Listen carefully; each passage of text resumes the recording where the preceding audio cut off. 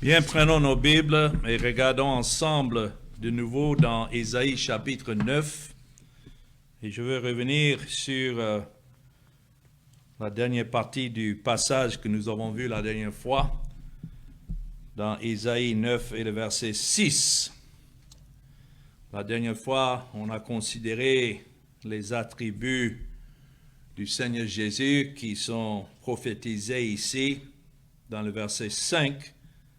Un enfant nous est né, ça parle là de son humanité, et un fils nous est donné.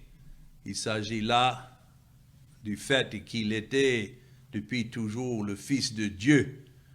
Donc, quoi qu'il est venu dans la chair, c'est un fils qui nous est donné, le Fils de Dieu.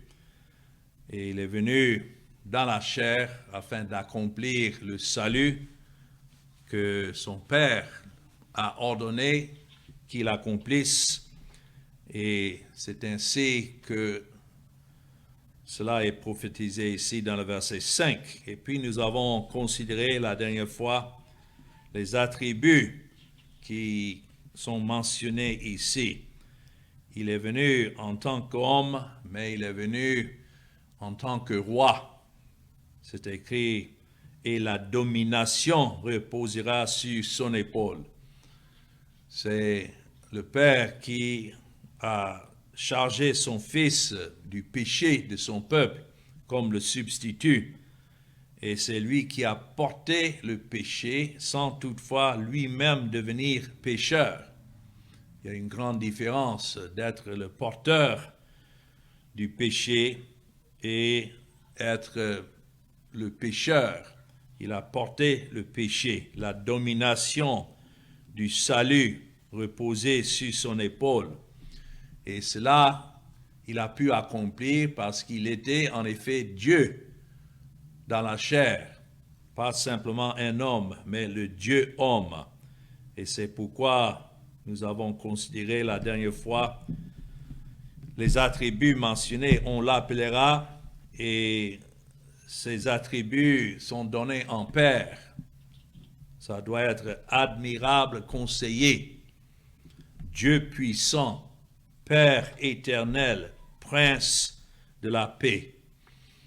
Et chacun de ces attributs démontre sa puissance en tant que sauveur. Le mot conseiller ne signifie pas simplement de donner des conseils, mais ça provient d'un mot qui signifie le conseil éternel de Dieu, ce qu'il a décrété. Tout était accompli en Christ. Mais maintenant, dans ce message, je voudrais concentrer sur le verset 6, parce qu'il y a beaucoup ici que nous devons considérer. Et j'ai intitulé cette étude de Christ et son règne. Ici, c'est écrit: donner à l'empire de l'accroissement et une paix sans fin au trône de David et à son royaume, l'affermir et le soutenir par le droit et par la justice, dès maintenant et à toujours.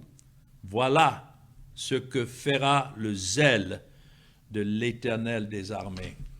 Oh, quel bon mot que nous lisons ici concernant l'œuvre que Christ devait venir et accomplir. Une œuvre sans fin, une œuvre sûre, puisque, comme c'est écrit, c'est l'Éternel des armées qui devait accomplir à travers lui son œuvre. Dans mon texte, ici, dans le verset 6, il est question d'un empire accroissant. Et cela représente le royaume que Christ est venu établir. Un empire est une forme d'État composé de territoires et de peuples différents. Voilà le sens du mot empire. Et les prophéties concernant Christ étaient accomplies dans sa venue dans le monde la première fois. Il y en a beaucoup qui attendent toujours un accomplissement futur. Ils disent que non, Christ doit venir établir son empire sur la terre, à Jérusalem de nouveau. Et puisque ça mentionne le trône de David, ils anticipent un royaume terrestre. Mais tel n'est pas le cas. Ce que nous sommes en train de lire ici concerne la première venue. C'est dans le contexte du verset 5, quand c'est écrit « Un enfant nous est né, un fils nous est donné ».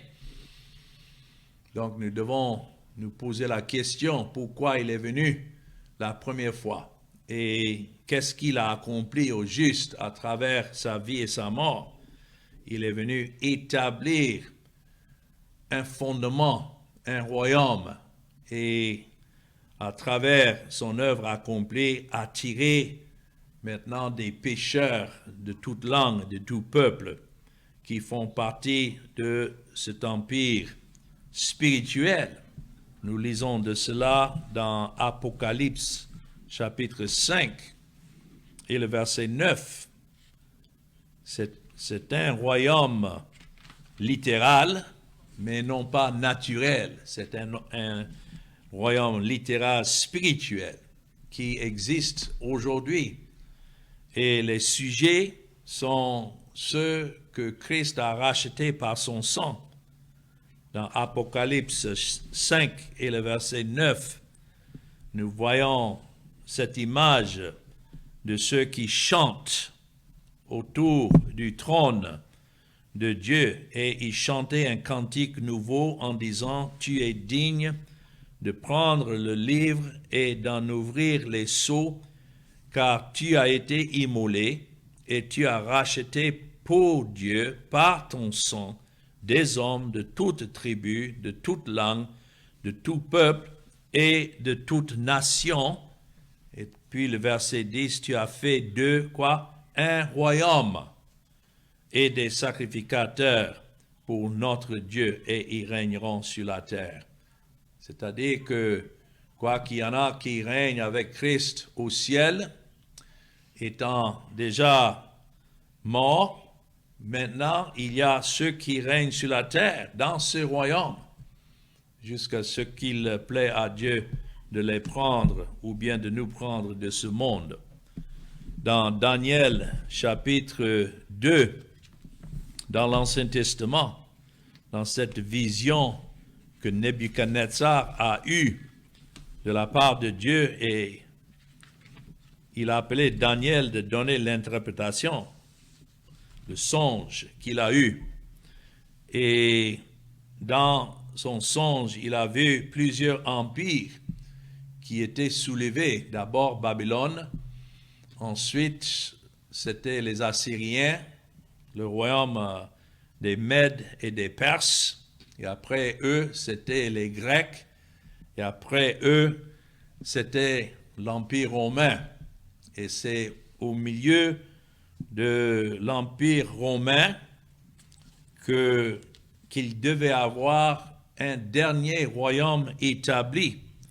Nous voyons ça dans le verset 34 de Daniel 2. Tu regardais lorsqu'une pierre se détacha sans le secours d'aucune main, frappa les pieds de fer et d'argile de la statue et les mit en pièces.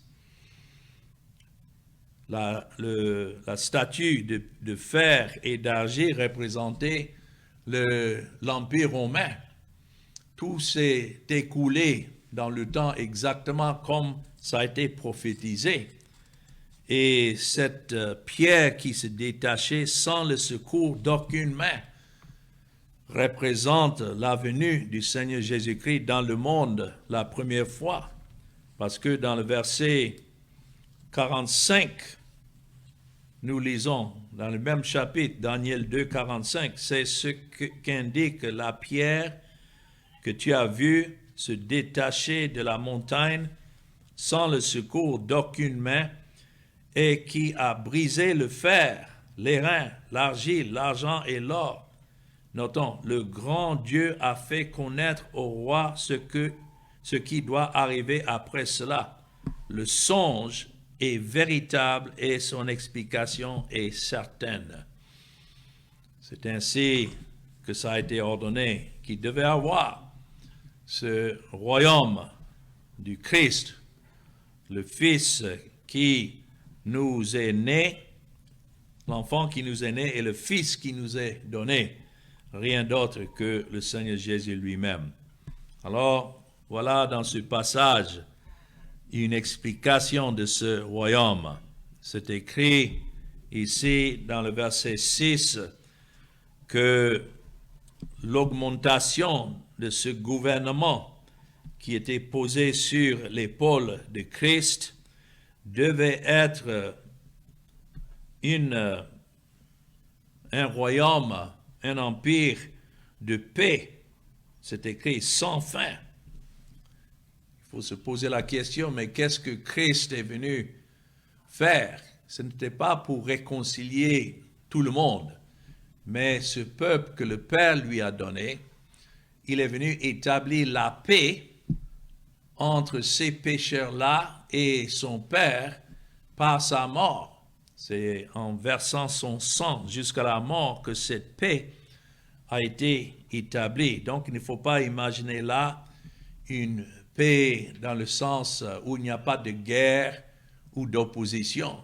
Dans le royaume de Christ, aujourd'hui, est établi dans le monde, mais la paix dont ça mentionne ici, qui est sans fin, c'est cette paix que Christ lui-même a établie entre les pécheurs qu'il a rachetés et le Père. Dans Romains chapitre 5, nous lisons cela, écrit par l'apôtre Paul.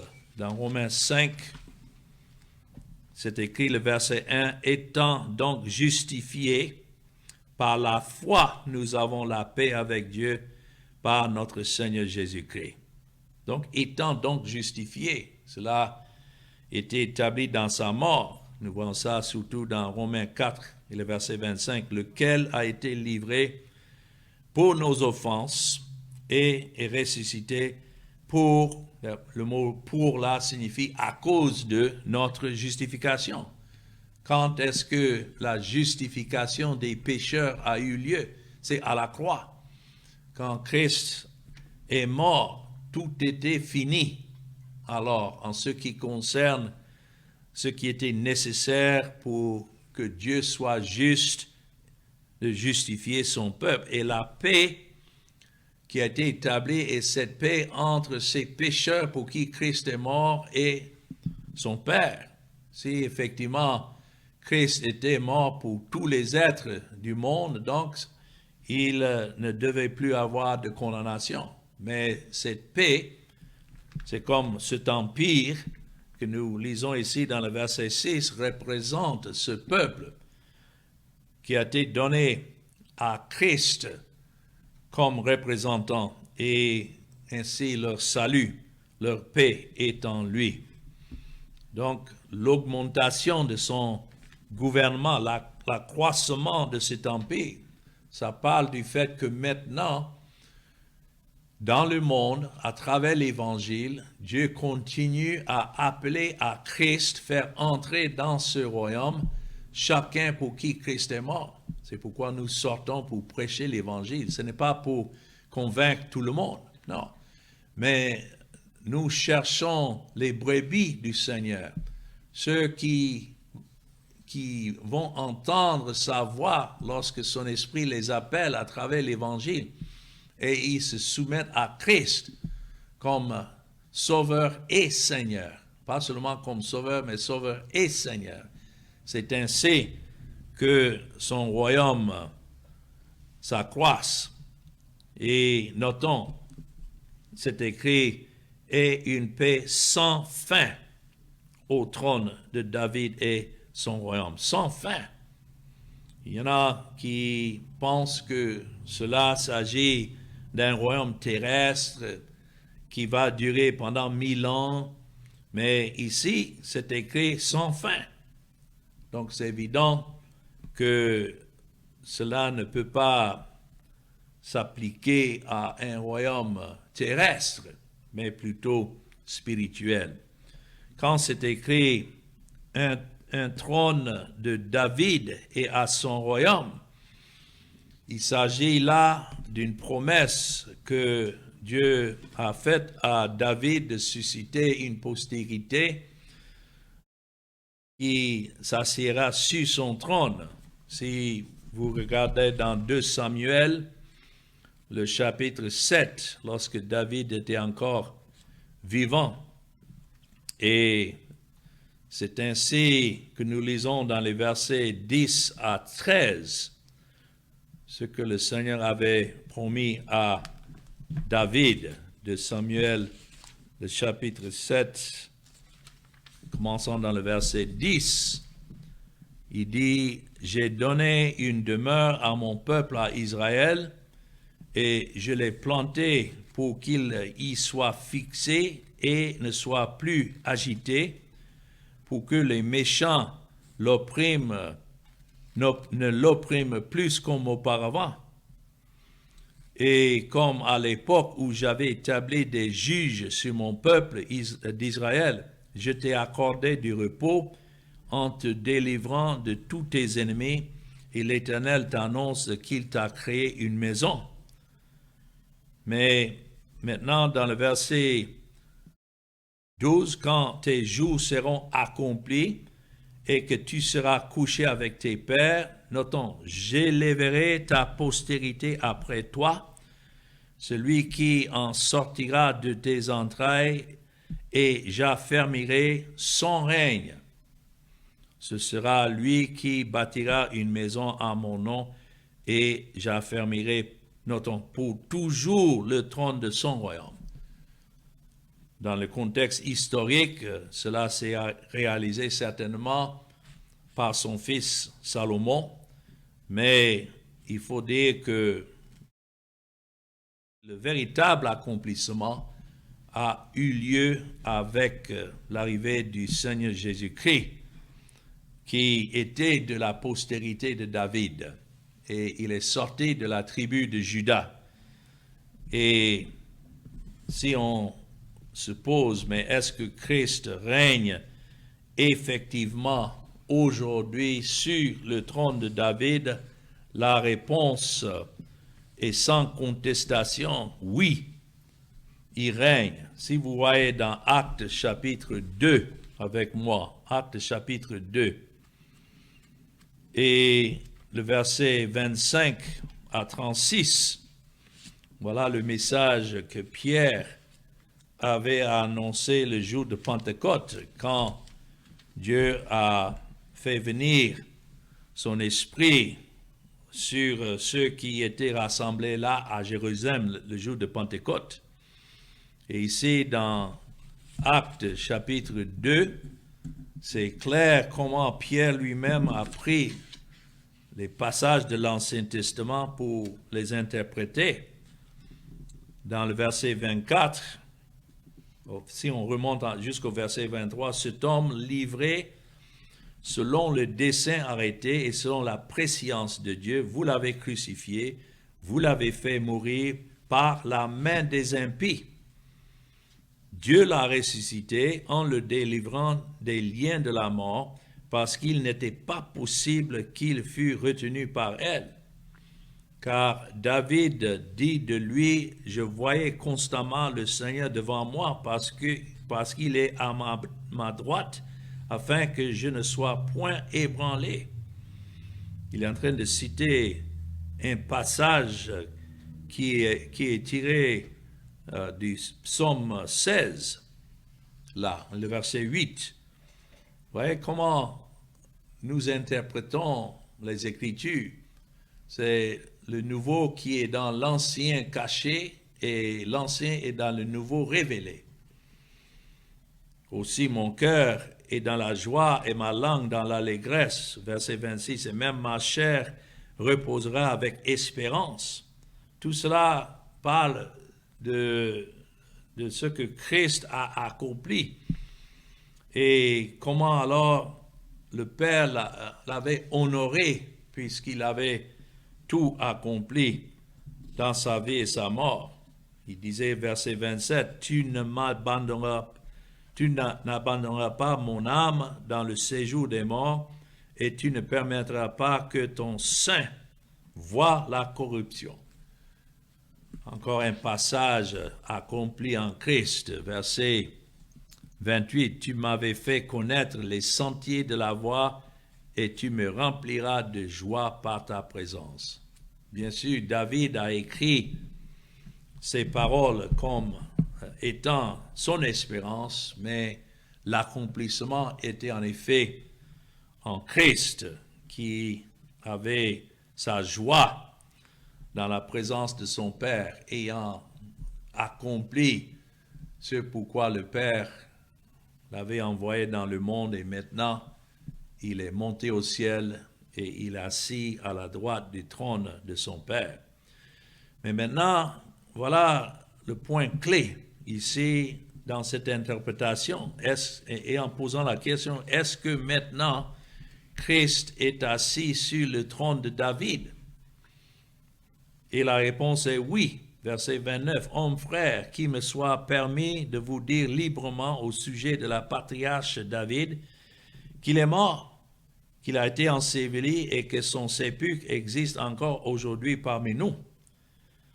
Comme il était prophète et qu'il savait que Dieu lui avait promis avec serment de faire asseoir un de ses descendants sur son trône, » notons bien, soulignons le verset 31, c'est la résurrection du Christ qu'il a prévue et annoncée, en disant qu'il ne serait pas abandonné dans le séjour des morts et que sa chair ne verrait pas la corruption. C'est ce Jésus que Dieu a ressuscité, nous en sommes tous témoins. Alors, en réponse à la question, à quel temps est-ce que Dieu a fait asseoir son Fils sur le trône de David, comme ça a été annoncé? C'est la résurrection du Christ qu'il a prévu et annoncé. Point final. Nous ne devons pas anticiper désormais un retour du Seigneur Jésus à Jérusalem pour aller s'asseoir sur un trône physique, comme beaucoup aujourd'hui annoncent, prétendant qu'il devait avoir un règne millénaire encore à venir, un règne de 1000 ans. Je sais qu'il tire cet enseignement d'un passage dans le livre d'Apocalypse et le chapitre 20, et je voudrais simplement voir ce que Apocalypse 20 enseigne. Lorsque dans chapitre 20, le verset 1, c'est écrit, « Puis je vis descendre du ciel un ange qui avait la clé de l'abîme et une grande chaîne dans sa main. » Il faut savoir que le livre d'Apocalypse est écrit avec, dans un sens figuré, spirituel. Il ne faut pas envisager ici une clé actuelle, physique, ou bien une chaîne physique pour saisir Satan et maintenant de le retenir. Quand c'est écrit, verset 2, il saisit le dragon, le serpent ancien, qui est le diable et Satan, et il le lia pour 1000 ans. Il n'est pas lié avec une chaîne physique. Ce sont des termes spirituels ici, au sens figuré. Et ça parle du fait que depuis la croix du Seigneur Jésus-Christ, Satan maintenant n'a plus la liberté de retenir qui que ce soit. C'est pourquoi Christ a dit, « Je bâtirai mon Église et les portails de l'enfer ne pouvaient pas l'empêcher. » Christ aura chacun pour qui il est mort. Mais le mot 1000 ans, vous voyez, c'est au pluriel. une autre manière de lire cela, c'est de pouvoir dire des milliers d'années. Et le terme 1000 s'agit d'un nombre, c'est un chiffre qui est indéfini. C'est comme parfois nous disons à quelqu'un, mais je te dis 1000 fois ne pas faire cela ou dire cela, 1000 fois. On ne prend pas ça dans un sens littéral, mais pour comprendre que Satan, maintenant, à cause de l'œuvre de Christ, est lié. C'est Dieu lui-même qui le retient pour l'empêcher de faire tout ce qu'il désire. Et c'est écrit, verset 3, « Il le jeta dans l'abîme, fermant et scella l'entrée au-dessus de lui, afin qu'il ne séduisit plus les nations notons, jusqu'à ce que les 1000 ans fussent accomplis, ou bien les milliers d'années fussent accomplis. Après cela, c'est écrit, il faut qu'il soit délié pour un peu de temps. » C'est de ça que l'apôtre Paul a écrit que vers la fin de ce monde, la fin de ces temps, c'est Dieu qui relâchera Satan pour aller séduire de nouveau les nations et qu'il le fera par la fausse religion. C'est ainsi que Satan œuvre dans le monde à travers la fausse religion. Mais il n'est pas libre de faire ce qu'il veut. Il est lié, même avec tout ce qui est autour de nous. Maintenant, avec la fausse religion, on peut peut-être imaginer que la fin des temps est proche. On ne sait pas. Tout ce que nous savons, c'est que c'est Dieu qui retient Satan et l'empêche de faire ce qu'il veut faire. Et cela pendant encore 1000 ans ou des milliers d'années. Mais notons, verset 4, « Je vis des trônes, et à ceux qui s'y assirent fut donné le pouvoir de juger, et je vis les âmes de ceux qui avaient été décapités à cause du témoignage de Jésus et à cause de la parole de Dieu, et de ceux qui n'avaient pas adoré la bête ni son image. » La bête et son image représentent la fausse religion. « Et qui n'avaient pas reçu la marque sur leur front et sur leurs mains. » Au 1er siècle, ceux qui étaient persécutés par l'Empire romain étaient persécutés jusqu'à la mort, mais ils ont refusé, quand ça parle d'une marque sur le front et sur leurs mains, il ne s'agit pas là d'une marque physique, mais ça parle de ceux qui ont refusé dans leurs pensées et par leurs œuvres, leurs mains, de contribuer à la fausse religion. Et ils revinrent à la vie. Comment est-ce qu'ils sont revenus à la vie? Bien sûr, ils étaient tués, ils étaient des martyrs à cause du témoignage de Jésus-Christ, même décapités. Tout cela s'est passé au 1er siècle, mais sont revenus à la vie. Comment? Même s'ils ont pu tuer le corps, leur âme continue à vivre auprès du Seigneur. Et c'est écrit, ils régnèrent avec Christ pendant 1000 ans, ou bien des milliers d'années. Il y en a qui règnent maintenant, qui sont morts pour le témoignage de Christ, auprès de Christ, et ils règnent parce qu'ils règnent. Voilà le point que je voudrais souligner. Si Christ ne régnait pas maintenant, on ne pouvait pas lire là qu'il règne alors avec lui. Mais il faut dire que nous régnons aussi. Quoique nous ne sommes pas encore au ciel, mais notre Seigneur est assis sur le trône et le gouvernement est sur ses épaules et il règne, et puisqu'il règne, nous régnons avec lui. Regardons dans Éphésiens chapitre 1 et le verset 19 à 23. C'est écrit dans Éphésiens 1, 19, « Et quelle est envers nous qui croyons l'infinie grandeur de sa puissance, se manifestant avec efficacité par la vertu de sa force. Il a déployé en Christ en le ressuscitant des morts et en le faisant asseoir à sa droite dans les lieux célestes. Notons verset 21, au-dessus de toute domination, de toute autorité, de toute puissance, de toute dignité et de tout nom qui se peut nommer, non seulement dans le siècle présent, mais encore dans le siècle à venir. C'est-à-dire qu'il règne, et depuis qu'il est monté au ciel, il est assis sur le trône de David, comme nous avons vu dans Acte 2, et il règne non seulement dans le siècle présent, mais encore dans le siècle à venir. Il a tout mis sous ses pieds et il a donné pour chef suprême à l'Église, qui est son corps, la plénitude de celui qui remplit tout et en tous.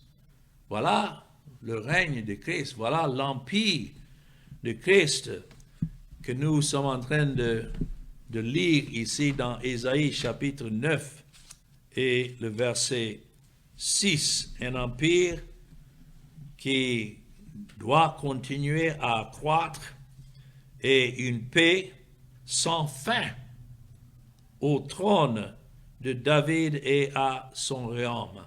Et qui est en train d'affermir tout cela? C'est écrit, l'affermir et le soutenir par le droit et par la justice. Christ est venu pour accomplir la justice de Dieu, puisque ceux qu'il est venu sauver étaient des pécheurs. Donc c'était nécessaire que par sa vie, il établisse cette justice qui devait satisfaire la justice de son Père et aussi payer la peine pour le péché de son peuple. C'était la mort. Donc, quand c'est écrit « affermir et le soutenir par le droit et par la justice », notons, dès maintenant et à toujours.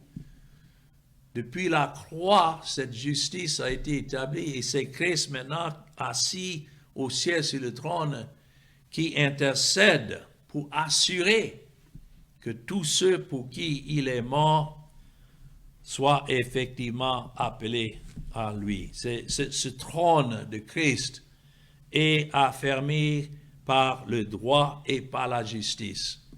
Lorsque Dieu sauve des pécheurs, c'est selon ce droit et sa justice. Et lorsque Dieu condamne des pécheurs, puisque Christ règne non seulement pour le salut des pécheurs, mais aussi pour la condamnation des pécheurs. Donc tout cela, c'est selon le droit et selon la justice. Ce n'est pas selon les droits humains, parce que nous savons que le droit des hommes est perverti, mais selon le droit et la justice. Et c'est pourquoi, si nous revenons encore dans Acte 2, à la fin du message de l'apôtre Pierre, nous avons cette assurance dans Acte chapitre 2. Et il commence dans le verset 30 et 31, comme il était prophète et qu'il savait que Dieu lui avait promis avec serment de faire asseoir un de ses descendants sur son trône. C'est la résurrection de Christ qu'il a prévu et annoncé en disant qu'il ne serait pas abandonné dans le séjour des morts et que sa chair ne verrait pas la corruption. Verset 32, c'est ce Jésus que Dieu a ressuscité. Nous en sommes tous témoins. Mais maintenant, le verset 33, élevé par la droite de Dieu. Qu'est-ce que la droite de Dieu représente? Ça représente la place d'honneur. Et il a reçu du Père le Saint-Esprit qui avait été promis et il a répandu comme vous le voyez et l'entendez. Bien sûr, ceux qui étaient là ce jour-là ont parlé en langue qui représente de véritables langues. Nous savons, ce n'était pas des des mots bizarres, comme on entend dire aujourd'hui. Verset 8 de chapitre 2 dit « Et comment les entendons-nous dans notre propre langue, à chacun dans notre langue maternelle ?» C'était des Juifs qui étaient dispersés dans les différents pays, qui comprenaient bien les langues de ces pays-là, mais maintenant, arrivés à Jérusalem, voilà les apôtres qui n'avaient jamais voyagé au-delà d'Israël, mais qui parlaient et annonçaient la gloire de Christ dans les langues de ces pays-là. Parthes, verset 9, Mèdes, Élamites, ceux qui habitent la Mésopotamie, la Judée, la Cappadoce, le Pont, l'Asie, la Phrygie, la Pamphylie, l'Égypte et le territoire de la Libye voisine de Cyrène, et ceux qui sont venus de Rome, juifs et prosélytes, crétois et arabes. Comment les entendons-nous parler dans nos langues des merveilles de Dieu? Les apôtres annonçaient dans ces langues-là d'une manière parfaite l'évangile, et ceux-là entendaient. Et donc c'est de ça que Pierre maintenant, au lieu de dire aux gens, oui, mais c'est comme ça que vous pouvez aussi parler en langue, non, son sujet n'était pas les langues. Les langues étaient le moyen que Dieu avait utilisé pour communiquer ce message de Christ, mais quel était le message? C'est verset 33 qui nous dit, « Élevé par la droite de Dieu, il a reçu du Père le Saint-Esprit qui avait été promis, et il a répandu comme vous le voyez et l'entendez, car David n'est point monté au ciel, mais il dit lui-même, le Seigneur a dit à mon Seigneur, assieds-toi à ma droite, jusqu'à ce que je fasse de tes ennemis ton marchepied. » Et notons le point clé, verset 36, « Que toute la maison d'Israël sache donc avec certitude que Dieu a fait Seigneur et Christ, ce Jésus que vous avez crucifié. » Voilà ce qui a été annoncé alors dans Ésaïe chapitre 9. Voilà l'empire qui continue à s'accroître. Voilà ce royaume que Dieu lui-même affermit et soutient maintenant à cause de l'œuvre de Christ. Et tout cela s'est accompli, comme c'est écrit à la fin du verset 6. Dès maintenant et à toujours, voilà ce que fera le zèle de l'Éternel des armées. C'est le Seigneur lui-même qui a fait que cela s'est accompli. Alors le trône de David, c'est le trône de Christ. Le trône de David est le trône de Dieu. Dans Apocalypse chapitre 3 et le verset 21, encore, rappelons-nous que le livre d'Apocalypse concerne la révélation de Christ. Voilà ce qui est écrit depuis le premier verset, révélation de Jésus-Christ. Donc tout ce qui est écrit dans le livre d'Apocalypse, ça ne concerne pas les temps, les saisons, comme les gens prétendent, mais Christ, où est-ce qu'il est maintenant? Il est au ciel, il est assis sur son trône, et tout ce qui se passe sur cette terre, bien comme mal, vient de son trône. Et dans Apocalypse 3 et le verset 21, c'est écrit, « Celui qui vaincra, je le ferai asseoir avec moi sur mon trône. » C'est quel trône? C'est son trône. Et qui sont ceux qui règnent avec lui? Sont ceux pour qui il a vaincu, et donc il vainc.